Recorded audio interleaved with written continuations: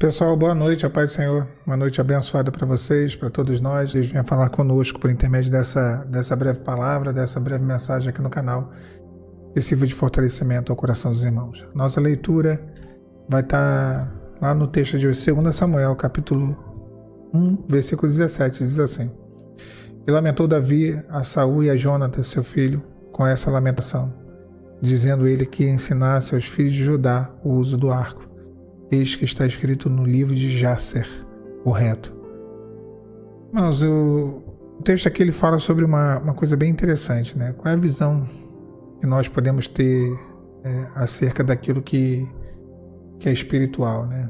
É uma visão espiritual. A gente não pode ter uma visão humana, é óbvio, né? Uma obviedade. Mas aqui o texto ele transcende a questão do arco como instrumento de guerra tão somente, e mostra alguns detalhes. Eu acho que a gente pode alcançar esses detalhes pela revelação, né? E ir além. O arco ele é uma madeira trabalhada. E o homem que Deus pode usar, ele é maleável quando exigido. O homem e a mulher de Deus são maleáveis, são moldados segundo a vontade de Deus. O arco, ele possui uma lâmina untada. Isso mostra o quê? Uma unção do Espírito Santo, o poder do Espírito Santo. O arco possui um cordão de ouro. Isso fala do poder concedido por Deus para Deus realizar a vontade dele nas nossas vidas. O arco tem 3 pinos de prata. 3 fala da Trindade, a prata fala de um projeto de redenção. O arco ele pode ter várias utilidades, mas a mais importante delas é uma arma de guerra. Então, quando nós usamos o arco como a oração, né? O arco e a flecha, a oração, ela vai além daquilo que nós podemos alcançar, além da nossa razão, além do campo humano, né? Da área da visão, e até vou falar um pouco sobre isso, da visão humana. Então o arco ele atinge além, né, das nossas condições, não é? É uma arma de distância. Mas o arco também era usado como uma harpa. O arco ele era usado para o arco da flecha e o arco da harpa. Então, interessante, porque a gente pode usar a oração, né? Mas os louvores, quando nós entoamos ao Senhor louvores, quando nós agradecemos a Deus, quando nós cantamos a Ele cânticos, né? A harpa ela tinha esse desenho do arco, né? E onde ia ali as cordas, uma única corda, várias cordas que tinha uma sonoridade. Então é uma outra forma de vencer as batalhas. E, como eu disse, o arco ele nos dá uma visão que vai além, né? Ele atinge algo que vai além do nosso campo de visão. E temos que entender isso, que quando Deus mais nos usa são nos momentos de maior dificuldade. Isaías vai falar que como uma flecha polida me pôs na sua aljava. A aljava é como se fosse um lugar que você guardava as flechas. A flecha polida era uma flecha preparada para ser arremessada pelo arco. Mas olha que interessante, quando a flecha estava pronta, ela não era usada, ela era guardada. Quantas vezes Deus nos guarda quando nós achamos que estamos prontos, quando nós achamos que chegou a hora de ser abençoado, quando chegamos que chegou o momento, Deus vai lá e adia, e nos faz esperar, nos guarda como uma flecha polida na sua aljava. E quando Ele vai nos usar, e quando Ele vai realizar aquilo que é a vontade dEle, a própria dinâmica, né? A mecânica do arco e da flecha é qual? Você puxa a flecha para trás, quanto mais para trás você puxa, mais longe você lança essa flecha. É assim, quantas vezes somos puxados para trás, no sentido de que as coisas dão errado, que as coisas não se encaixam, de que as coisas não acontecem na nossa vida, de que parece que tudo encaminha mal, e tudo desanda, e vem as humilhações, as afrontas, vem as dificuldades, mas olha, é Deus te puxando para trás para te arremessar muito longe na frente. Tenha isso em mente, tenha isso no seu coração. A situação de Israel aqui no texto não era fácil. Saul e Jonas tinham acabado de morrer, né? Mas Davi ele dá um decreto, ele dá uma palavra, ele fala, olha, que seja ensinado, que todos aprendam, né? Se ensinasse a todos os filhos de Judá o uso do arco. Hoje a gente vive um evangelho sem oração. Um evangelho onde as pessoas não querem ter essa intimidade com Deus. Elas não querem, elas desabafam, né? E e abrem a sua vida, a sua intimidade uns para os outros, mas não querem buscar de Deus. Quer ver uma coisa até interessante?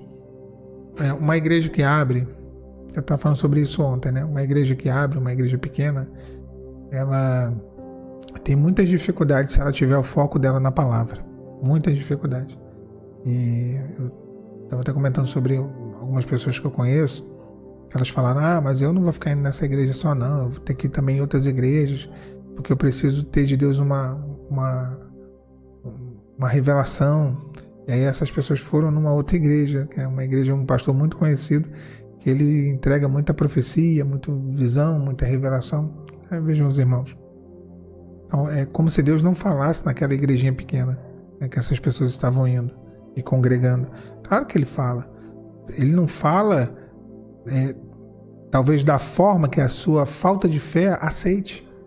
Né, que a falta de fé da pessoa aceite. E é isso, é realmente isso. Olha, Deus, se você tem fé, se você tem intimidade, se você tem comunhão, você vai entrar numa igreja, você não vai ter profecia, não vai ter revelação, não vai ter sonho, não vai ter nada. Mas Deus vai falar contigo profundamente. Uma vez eu fui numa assembleia, no meio de um processo que eu estava vivendo no deserto, eu falei isso até, já aqui. Eu fui na assembleia, e a assembleia é uma igreja conhecida, né, por ter essa questão dos dons espirituais muito, muito viva, né, e é isso mesmo, tá certo. Eu fui, não teve visão, não teve revelação, não teve palavra profética, não teve nada, absolutamente nada. Não teve nem uma palavra, a palavra não tinha nem nada a ver comigo, a palavra foi talvez para outra pessoa, para mim que não foi. Aquele dia, naquele culto, aquela mensagem não foi nem para mim. Primeira vez que eu entrei naquela igreja. E aí acabou o culto, o pastor veio, não, me confundi, né? Porque quem mente, o culto não tinha nem acabado, o pastor saiu, veio lá da frente e ele me deu um abraço. Ele falou assim, olha, Deus mandou dizer que era isso que você precisava nessa noite. Meus irmãos, eu estava passando por um deserto, mas um deserto. E tudo que eu precisava era um abraço. Ele me deu um abraço e eu desabei. Talvez o melhor abraço da minha vida, que aquele varão me deu, assim, um abraço, sabe, de comunhão, na revelação. Era aquilo que eu precisava. Deus falou comigo num abraço. Olha que interessante. Mas e assim, o arco é isso, é você entender, né, desígnios de Deus, entender os detalhes, as nuances do mover do Espírito Santo e ter essa intimidade.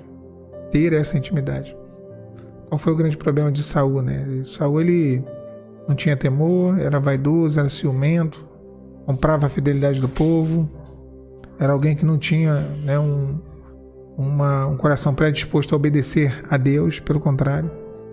E Jonathan, o filho dele, coitado, Jonathan, embora fosse alguém que tivesse muito mais intimidade com Deus do que Saul, ele teve que abraçar aquele deserto sem cantil, né, de seguir o pai, e acabaram morrendo no campo de guerra. E aí Davi deu essa ordem, que se ensinasse o manuseio do arco. Tem muita gente morrendo nos campos de batalha da vida, né, nos campos de batalha espiritual, porque não sabem usar as armas espirituais, porque não possuem essa intimidade com Deus. Intimidade essa que é a base da nossa jornada, da nossa caminhada, da nossa fé, da nossa vida com o Senhor. Que Deus venha a ser fortalecimento, direcionamento, mas que Deus seja instrução sobre ti, para que você saiba como lidar com os inimigos que têm se levantado na tua jornada, na tua caminhada, e que você saiba como vencer cada um deles, usando bem o arco, seja a palavra, seja a oração, seja os louvores. Que a presença de Deus seja sobre a tua vida e o teu lar. Bom, Deus abençoe vocês nessa noite, meus irmãos. A paz do Senhor.